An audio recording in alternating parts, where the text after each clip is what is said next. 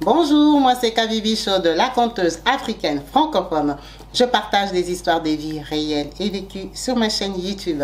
Si c'est la première fois que tu tombes par hasard sur une de mes vidéos, n'hésite pas à rejoindre la team Kabibi Show en t'abonnant et surtout en cliquant sur la cloche de notification pour être au courant des vidéos que je partage.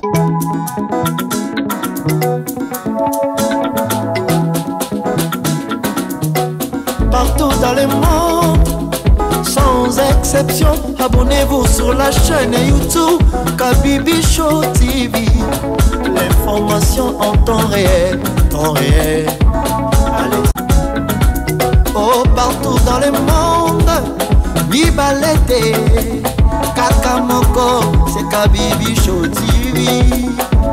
Allez, s'abonner, abonnez-vous massivement, s'abonner, abonnez-vous massivement, s'abonner, abonnez-vous. Oh Maman Kabibi, moi si à Mayele, Maman Kabibi, Maman Yama Solo, Maman Kabibi, la chaîne est actuelle, Maman Kabibi, information dans la source, oh, en temps réel, on parle de la réalité, de nos vies et nos parcours que nous traversons chez Maman Kabibi. Nous recevons des conseils, des avis, des qualités. Dans la team Kabibi Show, la team de qualité, c'est la team d'exception. Oh Maman Kabibi, Maman africaine, Maman Kabibi, Bendele Amboka chez Maman Kabibi. Moi si Kitoko, Maman Kabibi, la sagesse, la différence. Elle nous parle des histoires réelles, l'histoire vécue, remplie des émotions, avec éloquence, classe, la maman de la francophonie, Maman Kabibi, Kabibi Show TV, Maman Kabibi, Maman ya Bana, Maman Kabibi, Maman ya Boboto, Maman Kabibi, Kabibi Show, Kabibi wetwe. La team Kabibi Show TV, Bendele ya Mboka, Topesi Olongonia. Kabibi Show, s'abonner, abonnez-vous massivement, s'abonner, abonnez-vous massivement, s'abonner, abonnez-vous massivement. Topanza sango ya Kabibi Show TV, toyoki na matoi tomoni na miso tondimi, tobekeli yo maboko. La team Kabibi Show, Kabibi Show, Kabibi Show. S'abonner, abonnez-vous massivement, s'abonner, abonnez-vous massivement, s'abonner, abonnez-vous massivement.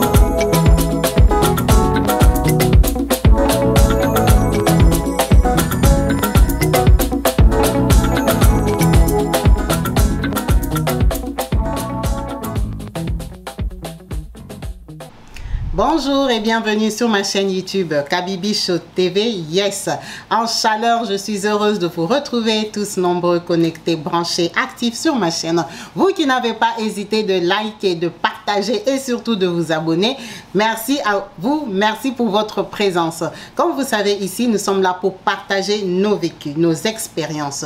Nous remercions toutes ces personnes qui n'ont pas hésité à s'ouvrir à nous parler de leur intimité en entendant vos commentaires, vos conseils que j'encourage, que vous donnez dans le respect et dans l'humilité. Merci à vous tous qui n'existez pas à faire partie de la team Kabibi Show, qui est juste participer à l'émission en appelant, en écrivant, en laissant des voices à toutes ces personnes qui vous ont touché par leur vécu. Merci à vous. Merci à vous aussi qui n'avez pas hésité à adhérer à l'association PASSEF, qui est mon association personnelle que j'ai créée depuis 2017, qui vient en aide à toutes ces personnes en difficulté, en situation défavorisée au Congo-Kinshasa, particulièrement les femmes qui vont donner naissance dans des petites cliniques et qui n'ont même pas les moyens de payer leur sortie de maternité. Donc on fait comme on peut adhérer à l'association en participant avec la somme de 20 € et qui n'est pas obligatoire mensuellement, et que quand on a envie, on peut donner quelque chose sans avoir adhéré.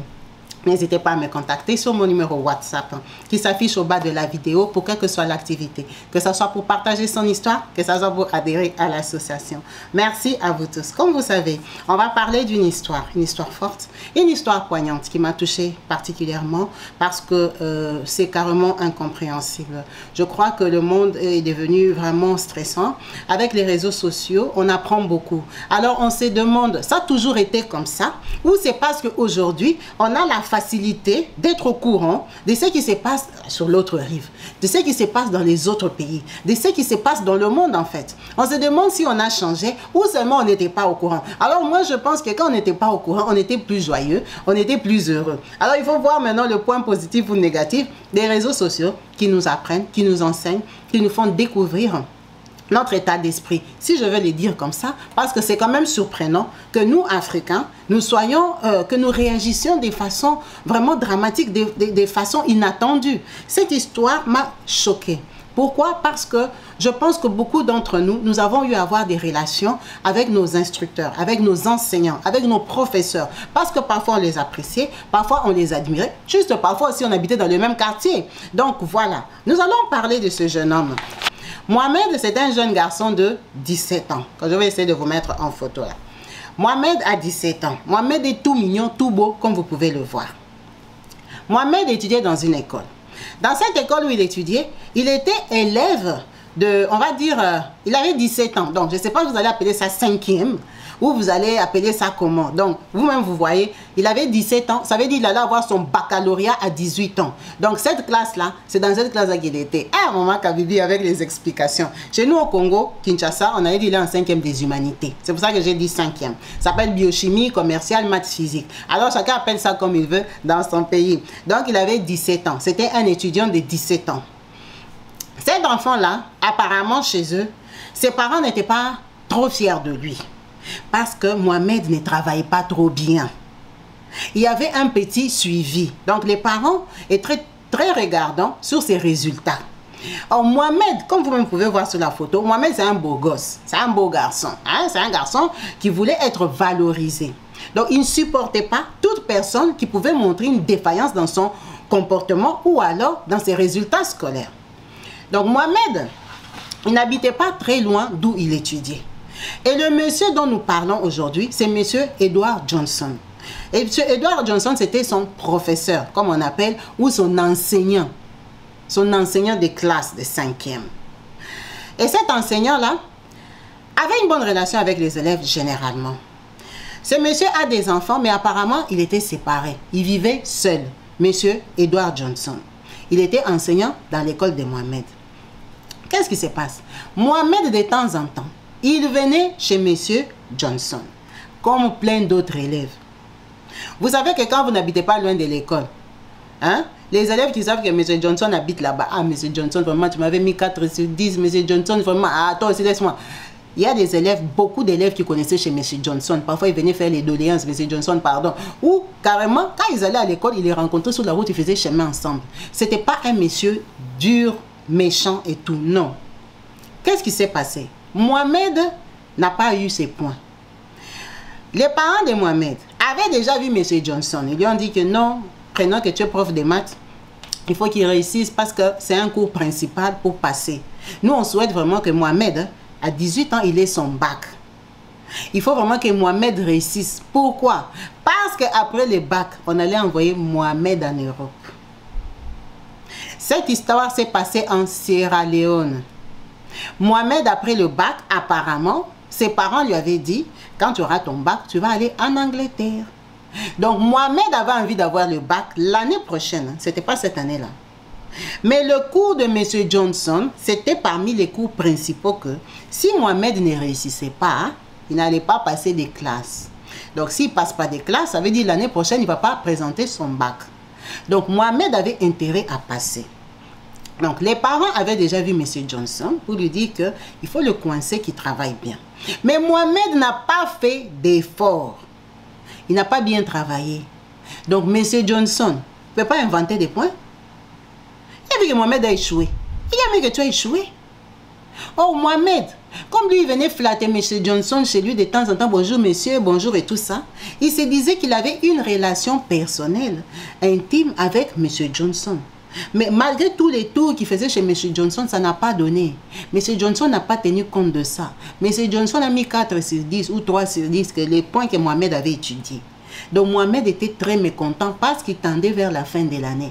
Quand il a regardé depuis le début de l'année, 3 sur 10, 2 sur 10, 2 sur 10, 1 sur 10, il a dit, mais les messieurs ici, au lieu de me mettre même un 8 sur 10 pour que ça commence à couvrir, il va encore me coller un 3 sur 10. Il était très fâché. Ce qui s'est passé que Mohamed a quitté chez eux. Il est parti chez M. Johnson. C'était le jour, c'était un week-end. Il y avait le match de Chelsea. Parce que M. Johnson, on l'a trouvé en train de regarder le match de Chelsea. Mohamed est venu chez M. Johnson. M. Johnson, là, évidemment que Mohamed est venu. Coco, vous avez en Afrique. Bonjour, M. Johnson. Ah, bonjour, Mohamed. Ça va? Ça va. M. Johnson était séparé. Il n'avait pas une grande maison. Donc, il habitait dans une parcelle où il y a plusieurs portes. Donc, les gens de la parcelle connaissent un peu les 2, 3, 4, 5 étudiants qui viennent de temps en temps chez leur enseignant pour dire bonjour, pour négocier les points ou pour faire quoi que ce soit. Donc, quand Mohamed entre, M. Johnson aime beaucoup le foot. Il est en train de regarder le foot, pas de regarder comment on est en train de tirer là-bas les billes en Angleterre. Ah, Mohamed, ça va. Il s'est dit que Mohamed, dans ses habitudes, il vient. Peut-être qu'il est venu regarder avec moi le foot. Mohamed entre, ça va, c'est le foot de quoi? Oh, de Chelsea contre quoi? Mohamed se lève, genre, il veut aller boire de l'eau. Donc, il y a le salon, il y a une petite allée où il y a un coin cuisine, et il y a la porte de sortie pour sortir derrière. Donc, M. Johnson ne s'est pas inquiété. Il s'est dit que Mohamed part peut-être boire de l'eau ou faire quoi? Parce que lui, il est en train de regarder le foot. Donc, Mohamed est entré, et Mohamed a fait un petit tour, alors que Mohamed est parti fermer l'autre porte. Quand il part fermer l'autre porte, M. Johnson ne sait pas que Mohamed a un marteau dans sa poche. Mohamed revient seulement comme ça, M. Johnson est en train de regarder la télé. Mohamed prend le marteau, tac, à la tête de M. Johnson. Oh, le temps que M. Johnson réagisse comme ça, Mohamed l'a tapé le marteau jusqu'à finir avec le papa là. Les grands messieurs que vous voyez là. Mohamed l'a agressé dans sa maison. M. Johnson n'a pas su crier fort pour que les voisins entendent. Il était KO. Donc, les premiers coups là, vous voyez, Mohamed, c'est un adolescent, il a 17 ans. Ils sont forts. Il a mis la force. C'est comment M. Johnson n'a pas crié. M. Johnson est tombé, mais le sang s'est éclaboussé. Et Mohamed avait fait quoi? Il était venu avec une autre tenue. Il s'est changé dans la maison de M. Johnson.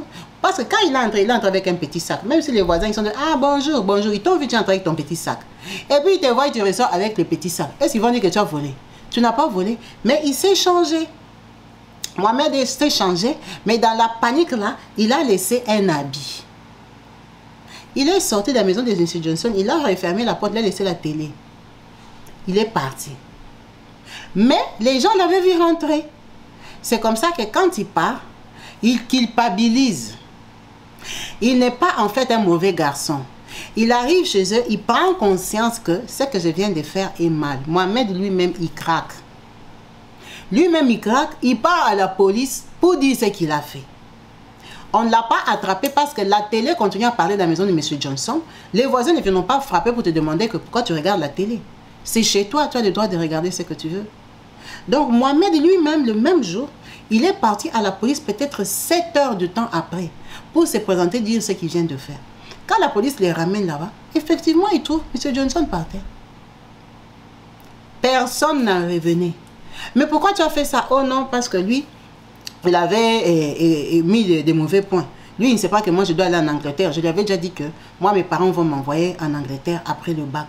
Comment il peut se permettre de me mettre un peu de points comme ça? Vraiment, regardez cet enfant-là, ce qu'il a fait des parents des autres. D'un mari, bon, un ex-mari quand même, d'un frère, d'un monsieur qui fait que son travail. C'est pas comme si Mohamed avait travaillé, lui il a brimé. Non, Mohamed n'a pas travaillé, Mohamed n'était pas intelligent. Lui, il ne pouvait pas aussi écrire n'importe quoi parce que c'était pas vrai. À quoi ça sert qu'il aille en 6e pour préparer le bac en sachant qu'il n'a pas compris ce qu'il a appris en 5e? Il a fini avec lui. Et qu'est-ce qu'on va faire? Mohamed, il est mineur officiellement. Mais il est responsable de ses actes parce que lui-même, il est venu se dénoncer. Donc, cette histoire-là a été tranchée. Cette histoire s'est passée en 2022. C'est comme ça que M. Johnson a fini ses jours. Là, vous voyez, j'ai mis les photos de M. Johnson, de la banderole qu'on lui a faite par l'école, par sa famille. Les gens ont pleuré, les gens étaient scandalisés, les gens n'ont pas compris ce qui s'est passé. Ça n'a pas de sens en fait. Mohamed a été arrêté, il n'y avait pas le choix. C'est un crime. Vraiment, cette histoire m'a peiné. Et je me suis dit qu'on pouvait la partager pour qu'on fasse l'accent sur le mélange des relations. C'est vrai qu'on reste humain. Hein? Il y a des gens qu'on aime bien. Il y a des gens avec qui on peut déborder. Mais vous voyez, M. Johnson, sa position, déjà c'était un monsieur, il était beaucoup plus âgé. Il n'avait pas d'intérêt d'être proche avec ses élèves. Proche à l'école, oui, pour discuter. C'est bien aussi de parler à ses professeurs. Parfois, en parlant, tu découvres que cet enfant ne grandit pas bien. Cet enfant a des problèmes chez eux, ses parents ont un problème de couple. Tu peux cerner, hein, c'est pour ça qu'il ne s'applique pas. C'est normal. C'est ton travail déjà, et puis on est humain. Mais il y a des relations que facilement, on a tendance à ramener jusqu'à la maison. Normalement, déjà, des élèves ne doivent pas aller voir leur prof à la maison. Pourquoi? Parce que c'est leur enseignant. Si c'est ton enseignant de l'année passée, on peut dire qu'il n'y a rien. Mais ton enseignant de cette année, toi, tu pars chez lui. C'est quand même un peu l'influencer. C'est pour qu'il soit un peu plus souple que toi. Normalement, ça doit être interdit. Un élève ne doit pas aller chez son enseignant. Parce que nous savons aussi qu'en Afrique, il y a beaucoup d'enseignants qui sont corrompus. Mais on ne les corrompt pas à l'école. On les corrompt chez eux à la maison. Chez eux à la maison qu'on les corrompt. Donc, si les enfants ont accès à lui, c'est parce qu'ils le voient en aparté, en privé. Ça devrait être interdit.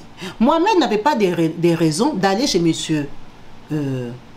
Johnson, parce que déjà, ce n'est pas son ami, c'est son enseignant. Il ne peut pas aller négocier les points là-bas. Leur relation du quartier ne doit pas jouer sur les résultats scolaires. Il y a des gens qui restent encore vrais, qui essayent de donner l'éducation comme elle se doit, de faire leur travail. Parce qu'aujourd'hui, l'enseignement en Afrique est bafoué. Des gens terminent, ils ont des bacs, ils ne savent pas lire, ils ne savent pas écrire, ils ne sont pas intelligents, mais on leur a donné les bacs à cause des corruptions. Donc, il y a des enseignants qui ne sont pas corruptibles. On ne les corrompt pas, ils font encore leur boulot. Je pense que M. Johnson en faisait partie. Parce que s'il était corruptible, Mohamed pouvait le corrompre, ou bien même par amitié, pouvait lui mettre des points. S'il ne lui donnait pas des points, c'est parce qu'il estimait que Mohamed ne méritait pas ces points-là. Donc, son honnêteté ne l'a pas servi. Et sa relation avec Mohamed en aparté ne l'a pas servi non plus. Ça ne l'a pas servi parce qu'il a mélangé les relations. Ton élève de classe viendra regarder le match de foot avec toi. Pourquoi? Pourquoi ton élève de classe, quand il vient chez toi, même tes voisins ne sont pas surpris? C'est parce qu'il y a plusieurs élèves qui viennent. Les élèves, ce ne sont pas tes enfants. Ce ne sont pas tes enfants. Les élèves peuvent être copains entre eux, mais ils ne seront pas copains avec l'enseignant. Ils ne sont pas de la même génération. Il peut leur parler de sa vie personnelle, ou eux lui parler de sa vie, de leur vie à la maison, mais à l'école, pas à la maison. Ça, c'est quelque chose qui aurait pu être évité. Normalement, tu ne dois pas connaître le domicile de ton autorité. Nous, on va au boulot là-bas. Est-ce qu'on connaît les maisons de nos directeurs, les maisons de nos chefs? On ne sait pas où ils habitent. C'est très rare, à moins que vous ayez une relation intime. À moins que tu développes une relation intime avec un collègue qui a un poste supérieur. En amitié, vous êtes d'accord de vous fréquenter. Mais tu ne vas pas connaître son poste parce que lui, il est ton directeur, tu sais où il habite. Non. Donc, comme toi, tu sais où il habite, tu ne peux plus te chasser. Il ne peut plus te cochonner. C'est difficile, c'est compliqué. Il faut qu'on apprenne à limiter les relations. Que ce soit en Europe ou en Afrique, c'est vrai que nous, les Africains, notre problème est qu'on est un peu trop humains. On aime trop les gens. Hein? On approche les gens parce qu'on a de la compassion. On a de la compassion, on a de l'amour mal placé. Il y a des relations qui n'ont pas besoin d'être. Il y a beaucoup de gens, nous tous on était quand même à l'école. Aujourd'hui on sait que, quand on parle entre nous les anciens élèves de telle école, hey, tu te rappelles de notre prof d'anglais, hey, notre prof de littérature, et tout ça, qu'est-ce qu'il est devenu? Vous ne pouvez pas avoir ces nouvelles. Parfois vous les cherchez sur Facebook, ils ne sont pas là. Parfois, quand tu voyages, tu vas dans ton pays, tu rentres dans ton école pour aller regarder. Hey, regardez mon école, elle est devenue comme ça. Tu essayes d'entrer en classe, on dit, ça c'est telle époque. Ça, ce sont les gens qui étudiaient ici en 95. Les petites filles là, te regardent, une maman comme ça, elle a étudié ici. Oui, elle a déjà 40 ans, elle a étudié ici, elle s'était assise sur ses bancs. Mais ces profs-là, ces enseignants-là, on n'a plus de leurs nouvelles. Pourquoi? Parce qu'on n'était pas amis. Ce ne sont pas nos amis, ce sont nos enseignants. Parfois, on se dit, hey, tu sais que j'étais au Congo, j'étais allée à l'école. Tu sais que madame était là, elle enseigne toujours, là, elle est déjà devenue vieille. C'est vrai, je lui ai même donné 50 €. C'est ça la relation que tu peux avoir avec tes anciens élèves. C'est pas une relation que tes élèves commencent à venir chez toi. Tu les envoies au marché, vous mangez ensemble. Toi, tu causes avec les voisins, qui sont tes voisins, tes amis. Ton élève est là. Vous ne trouvez pas que c'est mal placé parce que les voisins l'ont vu. Mais les voisins ont trouvé normal. Parce qu'il était déjà venu quelques fois. Comme des autres élèves. Monsieur Johnson n'avait pas appliqué les règles normales de ne pas fréquenter ses élèves. Et ça lui a coûté sa vie. Faisons attention. Aujourd'hui, tu es chef. Ce n'est pas parce que tu es un chef noir. Hein? En Europe, là, prenant que comme toi, tu es un chef noir, tous les noirs qui viennent travailler dans ta société sont devenus tes amis. Ce ne sont pas tes amis. Garde ta place de chef. Tes travailleurs, tes subalternes, les gens qui sont en bas de toi, ne sont pas obligés de savoir où tu habites, avec qui tu es marié, quels font tes enfants, juste parce que toi, tu es noir. Comme toi, tu es une chef camerounaise, moi, je suis camerounaise, donc je dois connaître ta vie. Mais non, tu restes mon chef. Et ça, c'est notre défaut même ici en France. En Europe, on a cette facilité-là que, comme moi, je suis infirmière, je suis ivoirienne, et qu'il y a les aides-soignantes ivoiriennes, on commence à se familiariser, jusqu'à parler même dans les patois. Tu vois, l'aide-soignante, toi, tu es sa chef infirmière, tu dis « Bonjour ma soeur », c'est pas ta soeur, elle est aide-soignante. Si tu as envie d'être sa copine, ça c'est autre chose. Mais quand tu ne fais pas la part des choses, déjà elle ne va plus te respecter. Parce que tu es devenu son ami. Tu es devenu sa proche. On ne fait pas cette différence-là. Et ça nous nuit souvent. Ça nous cause préjudice parce que après ils ne reconnaissent plus ton autorité. Parce que tu l'as brisé toi-même. Monsieur Johnson, si Mohamed avait décidé ça, c'est parce qu'il se disait, mais c'est vieux ici, on cause bien au quartier. Comment il peut me mettre 4 sur 10? Pourquoi il y avait la familiarité? Il ne trouvait plus M. Johnson, il trouvait que c'est vieux du quartier, tonton du quartier. Oh, mais lui il connaît mes problèmes, il sait que je dois aller en Angleterre, comment il me met des 4 sur 10? Pourquoi? Parce que l'autorité est déjà partie, perdue, disparue. Il n'y a plus de respect. Il ne tolère plus ça. Mohamed n'était pas intelligent dans plusieurs cours. Pourquoi il est parti seulement chez M. Johnson? Parce que c'était son ami. C'était son vieux. La preuve est que Mohamed, quand il est entré, lui-même il a dit, hein, parce qu'on lui a demandé comment tu as fait pour fermer derrière. Il a dit parce qu'il s'était levé. Donc M. Johnson trouvait normal que lui il reste devant la télé, en train de regarder sa télé, et Mohamed se promène dans sa maison.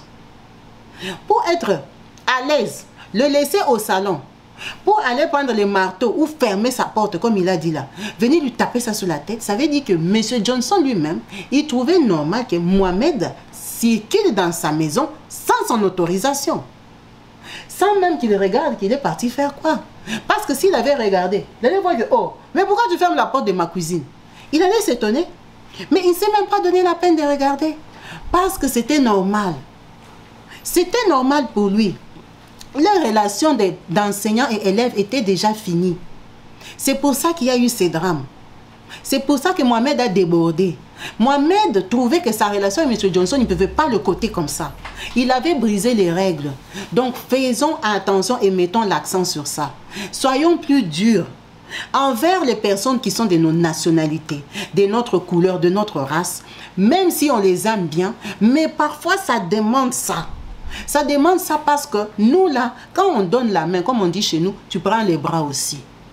Tu prends les bras. C'est comme ça que nous fonctionnons inconsciemment. Ne veut pas dire que moi je suis émancipée. Non, c'est naturel. Aujourd'hui, si tu deviens la copine de Kabibi Show, tu viendras commencer à écrire n'importe quoi sur ma vidéo. Pourquoi? Parce que je rigole avec toi. C'est comme ça que nous sommes. Si je rigole toi avec toi, je vais à Kabibi toi aussi.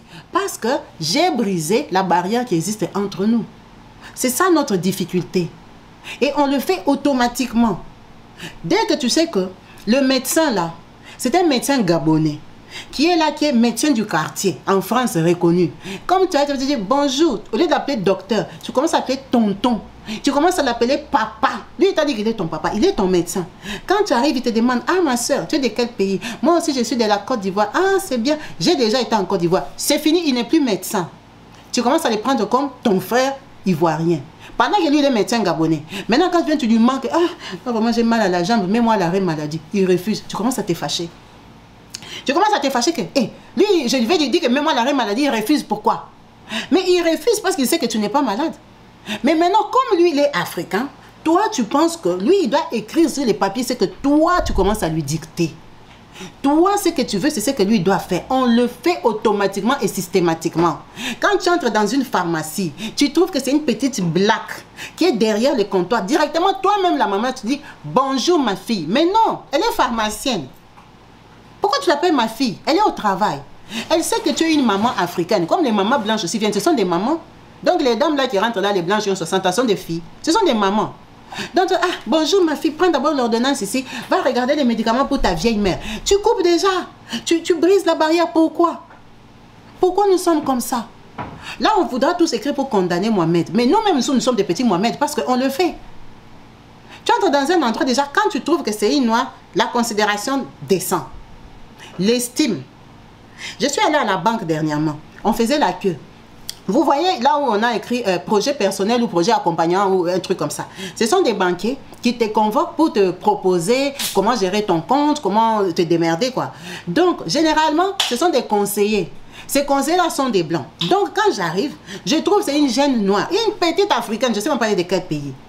Maintenant, la dame qui était là, elle arrive. Vous voyez les conseillers qui viennent à la banque. Bonjour madame, et tout ça, vous avez rendez-vous? Et la dame dit oui, j'ai rendez-vous avec le conseiller des projets. Elle dit ok, je vais aller voir si elle est disponible. La blanche là qui l'a abordée a marché, parti s'adresser à la petite noire là. Faut voir la maman là comment elle regardait. Hein. Son regard a changé, elle s'est fâchée parce que la maman c'était une africaine. Son regard a changé, s'est dit moi je suis venue ici à la banque pour rencontrer un conseiller. Donc le conseiller c'est la petite malienne qui est assise là. Mais si c'était une petite blanche, bonjour madame la conseillère, donnez-moi votre... Oui, je donne la carte. Là, mais quand elle a vu que c'est une petite noire, déjà même, on est seulement allé demander à la petite là si elle est disponible. La maman déjà, elle est devenue hostile. Elle a gonflé. Elle n'était pas contente. Pourquoi? Parce que la petite est malienne. Mais la petite, elle est née en France. Elle est allée à l'école. Elle a fini. Elle va donner le poste. Maintenant, elle ne va pas te recevoir. Pourquoi? Et tu verras que quand elle viendra parler, elle sera déjà arrogante. Elle sera sur la défensive. Parce que l'enfant là va taper, va voir ses comptes. On a mis les enfants à l'école, c'est pour qu'ils travaillent. Ils seront nos chefs demain, nous sommes conscients. Donc on le fait consciemment. On le fait automatiquement. Il faut que ça s'arrête. Il faut qu'on se donne la considération et le respect mutuel.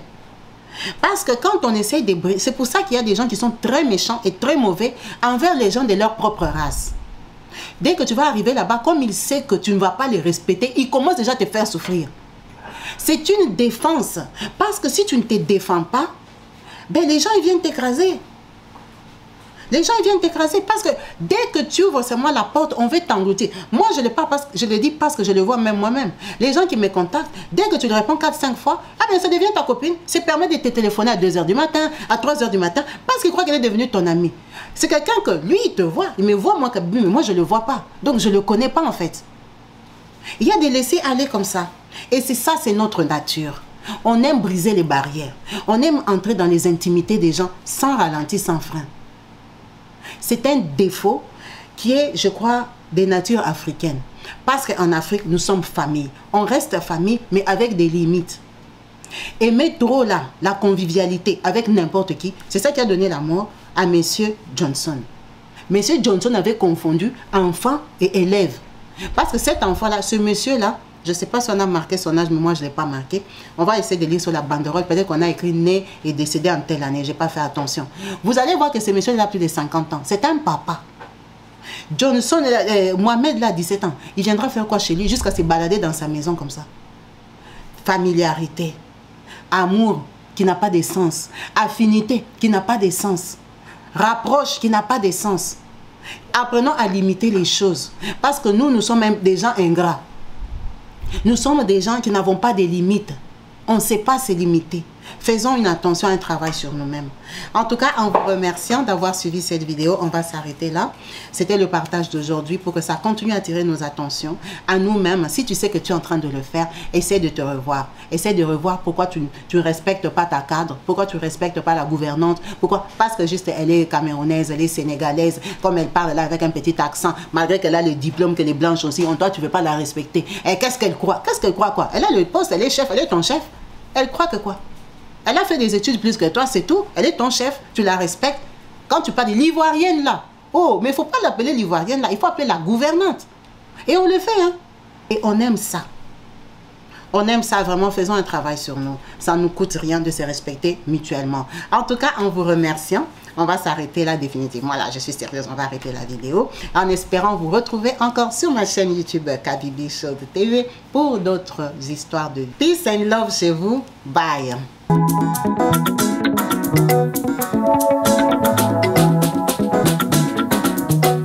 Partout dans le monde, sans exception, abonnez-vous sur la chaîne YouTube Kabibi Show TV. L'information en temps réel, Allez.